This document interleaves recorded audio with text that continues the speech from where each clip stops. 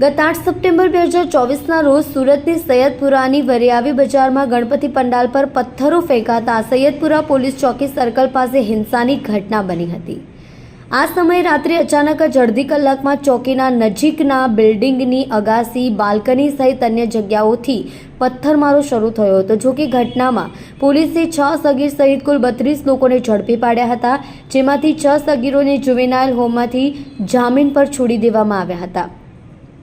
10 સપ્ટેમ્બરે 26 આરોપીઓને કોર્ટમાં રજૂ કરતા 2 દિવસના રિમાન્ડ મંજૂર કર્યા હતા। ત્યારબાદ પોલીસે 12 સપ્ટેમ્બરના રોજ 24 આરોપીઓને વધુ રિમાન્ડ માટે લઈને સુરત કોર્ટ પહોંચી હતી, જેમાંથી 4 આરોપીઓના વધુ 7 દિવસના રિમાન્ડની માંગણી કરવામાં આવી હતી, જેને કોર્ટે ના મંજૂર કરતા તમામ 24 આરોપીઓને જ્યુડિશિયલ કસ્ટડીમાં મોકલવામાં આવ્યા હતા। ત્યારે આજે 27 સપ્ટેમ્બરના રોજ તમામ આરોપીઓને 20 દિવસ બાદ 25,000 રૂપિયાની શરતી જામીન પર મુક્ત કરવામાં આવ્યા છે।